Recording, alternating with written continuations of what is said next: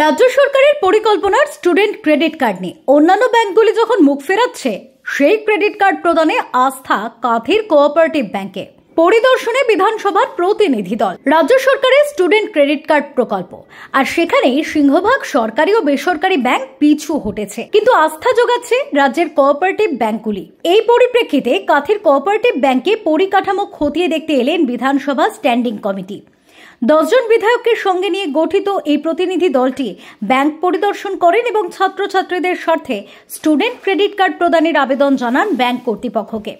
ব্যাংকের তরফ থেকেও ইতিবাচক সাড়া মেলে। আশ্বাস দেওয়া হয়, এবার থেকে কাঁথির সহ রাজ্যের অন্যান্য কোঅপারেটিভ ব্যাংক থেকে ছাত্রছাত্রীরা সহজে এই কার্ডের জন্য আবেদন করতে পারবেন, তার শুধু সময়ের অপেক্ষা।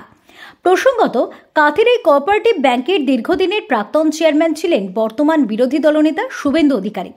এই ব্যাংকের নির্বাচন নিয়ে অতীতে বহু রাজনৈতিক টানাপোড়েন দেখা গিয়েছে। এক সময় মুখ্যমন্ত্রী মমতা বন্দ্যোপাধ্যায়কেও হস্তক্ষেপ করতে হয়েছিল সেই নির্বাচনী প্রক্রিয়ায়। শেষমেশ তৃণমূল কংগ্রেসের দখলে আসে পরিচালন কমিটি। আর এই প্রেক্ষিতে হঠাৎ বিধানসভার প্রতিনিধি দলের এই পরিদর্শন ঘিরে কৌতূহল ছড়িয়েছে কাঁথির শহরবাসী ও ব্যাংক গ্রাহকদের মধ্যে।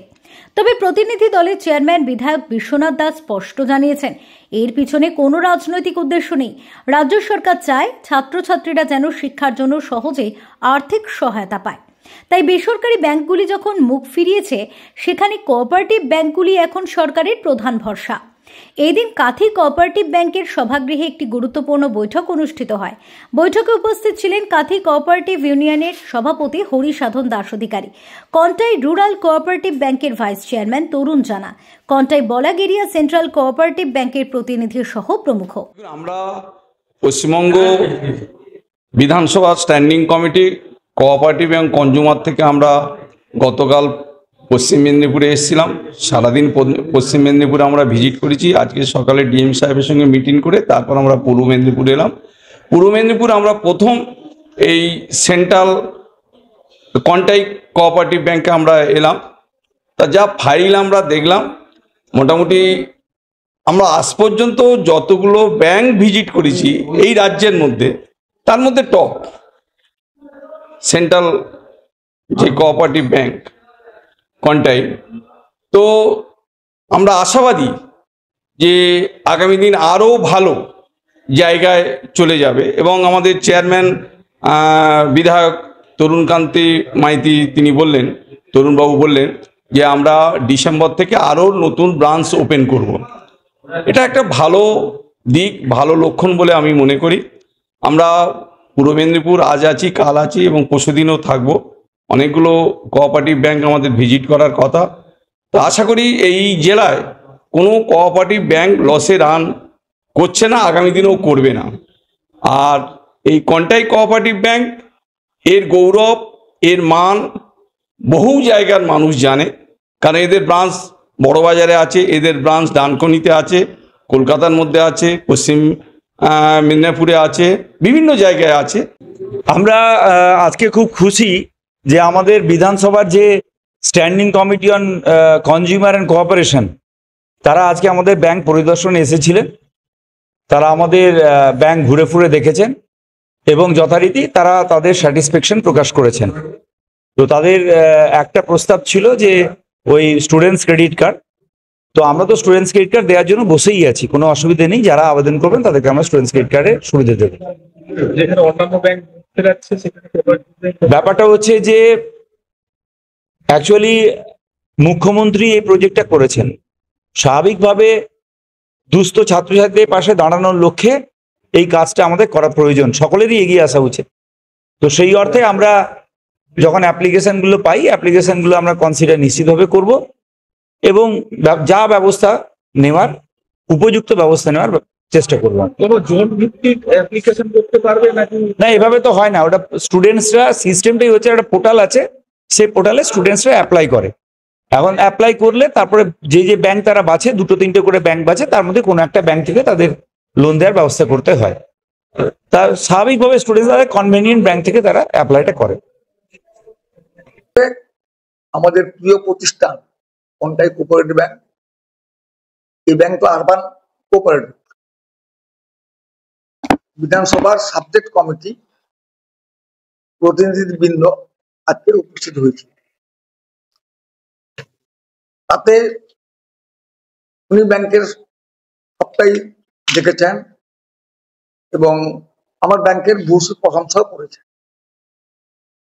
কিন্তু আমি এই কমিটির চেয়ারম্যানের কাছে 3টি প্রস্তাব রেখেছি সমবায় ইউনিয়নের পক্ষ থেকে। প্রথমত হচ্ছে, সোসাইটি যে ইলেকশন গুলো হচ্ছে, মাননীয় মুখ্যমন্ত্রী মমতা ব্যানার্জি গণতান্ত্রিক উপায়ে সমস্ত সোসাইটির নির্বাচন করার জন্য তার দপ্তরকে নির্দেশ দিয়েছে। কিন্তু খুব দুঃখের ব্যাপার যে আমাদের ব্যাংকে নির্বাচন হলো, সেখানে প্রায় 1 কোটির বেশি টাকা খরচ হলো। তেমনি গ্রামীণ সোসাইটিগুলো যে নির্বাচন হচ্ছে, সেখানে অপ্রয়োজনীয় টাকা খরচ করা হচ্ছে। কোথাও 5 লক্ষ, কোথাও 4 লক্ষ, 6 লক্ষ। একটি গরিব সোসাইটি, তাকে ইনকাম করতে হলে, তাকে প্রফিট করতে গেলে অনেক পরিশ্রম করতে হয়। সেখানে অপ্রয়োজনীয় টাকা সরকার খরচ করে দিচ্ছে। ওনারা এসেছিলেন গোটা সমবায় সমিতি বা সমবায় সমিতির আন্ডারে যে সমস্ত উন্নয়নমূলক কাজ তারা করেছেন সেগুলো দেখতে। আমাদের কন্টাই কোঅপারেটিভ ব্যাংকে এসেছিলেন এবং আমাদের কাঁথিতে যে কটা ব্যাংক ছিল সবাই ছিলেন, কার্ড ব্যাংক থেকে শুরু করে বলেগাড়া থেকে সব টাচই ছিল। আমাদের ভালো লাগলো, আমাদের গর্বের প্রতিষ্ঠান কন্টাই কোঅপারেটিভ ব্যাংক, যারা স্ট্যান্ডিং কমিটি যারা এসেছিলেন তারা বললেন খুব ভালো লাগলো এবং যে অগ্রগতি ব্যাংকের সেটা নিয়ে খুব প্রশংসনীয় বলে বললেন এবং প্রশংসা করলেন। এই ব্যাংকে ধারাবাহিকভাবে এগিয়ে নিয়ে যাওয়ার ক্ষেত্রে আমরা সচেষ্ট, কারণ আমাদের জননেত্রী মমতা বন্দ্যোপাধ্যায় কন্টাই কোঅপারেটিভ ব্যাংকের নির্বাচন প্রাক্কালে তিনি আমাদের সাথে কথা বলেছেন। তিনি একটা বার্তা দিয়েছেন, ব্যাংকে এগিয়ে যাওয়ার ক্ষেত্রে কোনোভাবেই যেন প্রতিবন্ধকতা না হয়, স্বচ্ছতা সততাই যেন আমাদের মূলধন হয়। কন্টাই কোঅপারেটিভ ব্যাংকে আমরা দেখবেন ছোট ছোট ব্যবসায়ীরাও আজকে এসে কেউ ঘুরছে না। আমরা শুধুমাত্র বড় লোন দেব, ব্যাংকের ব্যবসাটা দেখবো সেটা নয়। আমরা কিন্তু প্রকৃত মানুষের সাথে, মানুষ যে চাইছে সেভাবে আমরা কাজ করে চলেছি। আর এই ব্যাংকটা যারা গাড়ি ব্যবসার উপরে নির্ভর করে, যারা গাড়ি করেন, কন্টাই কোঅপারেটিভ মানে গাড়িতে করতে গেলে এখানে আসেন, কেন অন্যান্য ব্যাংক থেকে অনেকটা সুবিধে পায় বলেই তো আসেন, নাহলে তো এমনি এমনি আসেন না, খোঁজ খবর নেই। এখন তো কম্পিটিশন মার্কেট, এই প্রতিযোগিতা আর জায়গা থেকে আমাদের ব্যাংকে বেছে নেন। Bureau report, live news TV.